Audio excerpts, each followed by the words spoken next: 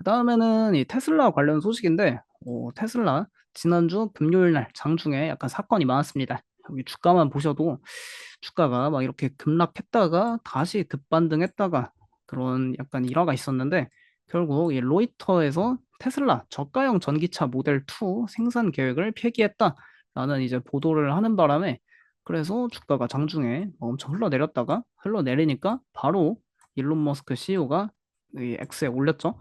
로이터는 또 거짓말을 하고 있다라고 올리자마자 주가가 다시 반등을 했습니다. 근데 어쨌든 약간 이런 이야기가 괜히 나오는 게 아니다 보니까 조금은 이 장중에 영향을 받았고요. 근데 결국 이렇게 영향을 받았지만 이 장 끝나고 일론 머스크 CEO가 또 "우리 로보택시 8월 8일 날 공개 예정에 있다."라고 발표를 해 가지고 현재까지 프리마켓에도 테슬라 주가 상승이 좀 이어지고 있습니다. 근데 이렇게 "모델 2를 생산 폐기한다."라는 로이터에서 어쨌든 이게 거짓말이겠죠? 일론 머스크 CEO가 "로이터가 거짓말하고 있는 거다."라고 말을 했으니까 둘 중 하나가 진실을 말한다면은 어쨌든 한 명은 거짓말쟁이입니다. 근데 이제 어쨌든 로이터 말대로 만약에 모델 2가 생산을 이제 폐기했다라는 시나리오 하에서 거기까지만 듣고 이제 모건 스탠리의 아담 조나스 애널리스트가 이 테슬라에 대한 투자 의견을 제시했습니다. 리포트를 썼는데 그 좀만 기다렸다가 로보택시 출시 소식까지 듣고 리포트를 써 줬으면 좋았을 텐데 이 "모델 2 출시 폐기한다." 그 소식 듣고 뭐 오후에 계속 작업하고 그 리포트 올리신 것 같은데 한번 같이 살펴보시죠. 이 아담 조나스 애널리스트 워낙 많이 이야기해 드려서 알 텐데 이 약간 테슬라에 대해서는 상당히 이제 긍정적인 입장을 기본적으로 펼칩니다. 하지만 이제 상당히 객관적인 뷰로 그 부정적인 케이스도 같이 설명을 하시는데 자동차 애널리스트로는 월가의 거의 최고 애널리스트 중 한 분입니다. 이 모건 스탠리 아담 조나스 애널리스트의 생각을 한번 들어보시면은 일단 "모델 2는 중기 탑라인 성장에 매우 중요하다. 우리 모건 스탠리의 모델에서 모델 2는 2024 회계년도부터 2030년 회계년도까지 증가하는 판매량의 40% 이상을 차지한다." 그러니까 앞으로 증가하는 이제 테슬라 판매량의 모델 2가 핵심이라 이렇게 표현하고 있습니다. 그다음 모델 2는 2030년까지 테슬라 판매량의 36%, 자동차 매출의 23%, 그리고 회사 전체 매출의 17%, 그다음 EBIT 영업이익의 10%를 예상한다라고 이렇게 아담 조나스 애널리스트는 이야기하고 있고 만약에 이 테슬라가 다른 비즈니스들이 없고 그냥 자동차 비즈니스만 하면은 자동차 비즈니스 가치는 주당 $62이다. 그리고 이 중에 모델 2는 전체 사업에서 약 10%로 주당 $6 차지할 것이랍니다. 그러니까 사실상 모델 2 폐기해도 뭐 주가가 10% 하락한다 이런 건데 하지만 이제 아담 조나스 이 애널리스트께서는 일단은 뭐 모델 2에서 철수하는 것은 이 월가의 강세론자들 입장에서는 엄청나게 이게 단기적으로 부정적인 이슈다 보니까 단기적으로는 확실히 부정적인 이슈다라고 평가를 했고 그다음 최근에 이제 이 풀 셀프 드라이빙 FSD도 한 달씩 무료로 배포하고 또 업그레이드 버전이 나오다 보니까 여기도 기대감이 많은데 이 아담 조나스 애널리스트는 상당히 객관적으로 평가를 하시더라고요. 이 풀 셀프 드라이빙의 경우 강세 경우는 아직은 잘 모르겠다. 그러니까 일부 투자자들은 FSD의 최신 버전과 로보택시 사업 초기 확장에 대한 기대감으로 이 테슬라에 대한 스토리를 확대 해석하지만 이 테슬라의 기술 개발 문제가 아니라 여러 가지 법적 그리고 규제 문제로 인해 이 여정은 몇 년이 아닌 수십 년에 걸쳐 측정될 것이다. 그러니까 테슬라의 자율주행은 상당히 기술이 뛰어나지만 결국 이게 아무리 뛰어나도 규제가 너무 많아 가지고 그게 조금 제대로 반영되는 데 시간이 더 걸리지 않나 그런 이야기를 하고 계시고요. 그다음에 이 아담 조나스 애널리스트께서는 테슬라 투자에 대해 단기적인 고려 사항을 다 같이 고려해 봐야 한다라고 이야기를 하고 있습니다.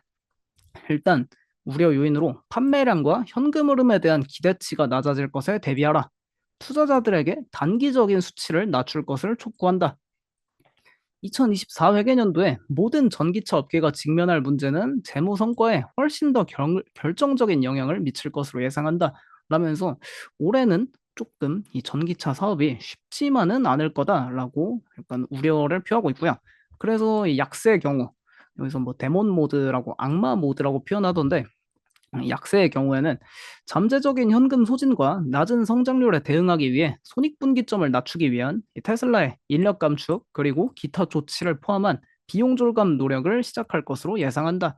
라면서 어쩌면은 테슬라도 인원을 좀 자르고 그 다른 기업들 하던 것처럼 비용 절감을 시작할 수도 있다라는 이야기를 하고 있더라고요. 그다음에 테슬라 최근에 이제 뭐 상하이 기가팩토리에서도 물론 이제 모델 3 신형으로 바뀌면서 조금 공장 가동률을 줄인 것도 있는데 전반적으로 최근 에 공장 가동률이 조금 줄어드는 추세긴 합니다. 그래서 아담 조나스 애널리스트는 테슬라의 현재 자동차 생산 가동률은 약 74%에 달하며 개선되기 전에 좀 더 악화될 수 있다라면서 약간 우려를 계속 표했습니다. 근데도 이렇게 우려를 표하면서도 테슬라 주식의 비중 확대를 유지하는 이유, 그리고 우리는 목표 주가 310달러, 현재 대비 80% 가까이 또 상승할 수 있다. 그거에 대한 논지로는 이제 테슬라가 AI 수혜주로서 가치를 인정받기 위해서는 먼저 자동차 사업 부문의 실적 하향 조정이 안정화되어야 한다. 그러니까 이 테슬라 결국 AI, 뭐 옵티머스, 자율주행 정말 많은 이제 그 기대가 있고 하지만 현재 결국 사업의 돈벌이 수단인 그 자동차가 일단은 팔리기 시작해야 좀 더 이 돌아서야 그래야 일단 투자 정서가 바뀔 거다. 그런 식으로 표현하고 계시고요. 결국 자동차 사업의 실적이 하향 조정되는 한 AI 기업으로서 가치를 인정받기는 어려울 것이다. 이 과정은 몇 분기가 더 걸릴 수 있으며 그 기간 동안 약세 케이스에는 100달러가 될 수도 있다. 라면서 310달러 제시하면서 100달러도 같이 제시합니다. 근데 이렇게 보면은 하락하면은 하락 여력은 한 20%에서 25% 정도 아닌가요? 아, 100, 현재 170달러에서 100달러 가면은 이거 주가가 그래도 한 30% 이상 하락하네요. 근데 30% 하락하는 거 대비 이제 상승은 80% 넘는다고 하니까 되게 좋은 이야기 아닌가 싶습니다. 결국 상승이 더 크다, 먹을 게 더 많다 그런 이야기인데 아담 조나스 애널리스트의 의견에 따르면은 테슬라에 대한 우리의 논지는 테슬라가 자동차 주식이자 에너지, AI, 로봇 회사라는 것이다. 글로벌 전기차 시장의 부정적 상황은 테슬라에 매우 중요하며 단기적으로 주가에 부정적인 영향을 미칠 것이다. 그러나 동시에 2024년 테슬라 AI 데이 이게 날짜가 정확히 정해지지 않았는데 아담 조나스 애널리스트는 2024년에 테슬라가 AI 데이를 또 열 거다. 그걸 확신하고 있더라고요. AI 데이에 더 많은 것을 알게 될 것으로 예상되는 옵티머스 같은 다른 분야의 지속적인 발전을 무시해서는 안 된다. 라면서 테슬라 전기차 말고 좀 다른 것들을 봐라. 근데 일단은 전기차가 좀 더 돌아서야 이게 주가가 오르지 않을까 그런 이야기를 펼치고 계십니다. 그래서 이 테슬라에 대한 아담 조나스 애널리스트의 의견을 한 장으로 요약하면은 현재 테슬라가 있는 이 시점은 여기 전기차 EV죠. 전기차의 거의 초입 수준에 있고 아직 이 풀셀프 드라이빙이나 로보택시 그리고 에너지 사업 또 AI 로봇 산업 이런 건 시장 먹거리가 어마어마하게 큰데 그거에 여전히 초입이다. 이런 식으로 거의 평가하지 않나 그렇게 생각합니다. 그러니까 앞으로 성장 여력이 점점 더 무궁무진하다 이거죠. 근데 전제 조건은 전기차 사업이 조금 돌아서야 투자 심리가 개선된다. 그런 평가하고 계십니다. 그다음 결국 이 아담 조나스 리포트는 로보택시 이렇게 발표하기 직전에 나온 리포트다 보니까 로보택시에 대한 의견은 많지 않았는데 테슬라 앨런 머스크 CEO가 8월 8일 날 로보택시 공개 예정이다라고 트위터 X에 장 끝나고 올렸습니다.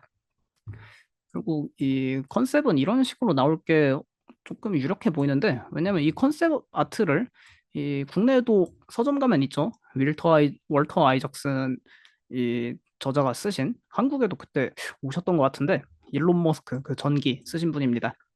이분이 그때 그리고 일론 머스크한테 다 컨펌도 좀 받고 거기 테슬라 수석 디자이너 만나서 이 로보택시 컨셉 그때 직접 받은 거 그 책에 넣어놓은 건데 로보택시 이런 식으로 나올 거다라고 이야기하고 있고요. 그리고 이렇게 로보택시가 출시된다 하니까 이 떨고 있는 기업들이 등장합니다. 일단 테슬라 로보택시 결국 출시되면은 이거를 유력하죠. 이 트위터 X, 트위터 인수해서 그 새 파랑새 죽여버리고 X로 기업 이름 바꾼 이유가 X를 슈퍼 앱으로 만들어서 진짜 뭐 중국의 위챗 같이 모든 것을 다 할 수 있게 만들겠다. 그런 식의 포부를 내놨는데 다 일환이었습니다. 일론 머스크의 생각이 있었죠. 결국 이 X 통해서 이렇게 뭐 로보택시 부르고 결제도 X로 하고 그런 거를 꿈꾸지 않나 싶습니다. 그래서 바로 우버랑 리프트 약간 덜덜 떨면서 주가 좀 하락하는 모습 나타나고 있고요. 그다음 이 테슬라 로보택시와 이 X가 만나서 라이드 헤일링 승차 공유 시장을 넘어 이제 음식이랑 식료품 배달 시장까지 혹시 이게 침투하는 거 아니냐 그런 우려도 있습니다. 도어대시도 오늘 프리마켓에 약간 하락하던데 이 여파가 있을지도 모르겠네요. 뭐 지난주에만 해도 우버이츠가 이 구글 웨이모를 이용해서 자율주행 음식 배달을 시작한다 그런 거를 이제 했었는데 만약에 테슬라 로보택시도 충분히 이거 가능하지 않습니까? 웨이모가 하는데 근데 이런 식료품 구매까지도 할 수 있을지는 잘 모르겠더라고요. 도어대시에서 결국 이런 식료품 배달 같은 거는 뭐 주문하면은 사람이 이렇게 계란도 꺼내고 뭐 샴푸도 꺼내고 과자도 꺼내고 다 일일이 사서 갖다 줘야 되는데 과연 이 테슬라 로보택시가 여기까지 다 먹을 수 있을지 그거는 조금 아직 상상력인 것 같습니다. 음. 그래서 테슬라 어쨌든 로보택시가 기대감이 크다 보니까 프리마켓에 2.7% 현재 상승 중인 모습 나타나고 있고요. 그다음 반면에 그 이제 로보택시 출시되면은 솔직히 우버가 좀 많이 힘들죠. 그 결국 택시 사업하는 건데 승차 공유 사업 로보택시가 다 하게 되면은 우버라는 기업 자체가 뭐 조금 그 존망 위기에 거의 처하지 않을까 그런 압박도 있다 보니 우버는 프리마켓에 1% 하락하는 모습 나타나고 있고요. 뭐 리프트 같은 경우에는 좀 더 많이 하락하는 모습 나타나고 있습니다. 우버랑 리프트 일단 로보택시 피해주로 조금 분류되는 모습이네요. 그다음 뭐 도어대시도 프리마켓에 한 1% 하락하는 것 같은데 설마 음식 배달이랑 식료품 배달, 그 뭐 화장품 배달 그런 것까지도 뭐 진짜 상상력을 극한으로 해놓으면은 로보택시 안에 옵티머스가 타 있고 옵티머스가 내려서 음식 배달 가져오고 식료품 구매해서 뭐 그런 상상까지 할 수 있겠지만 너무 먼 상상 아닌가 싶기도 합니다.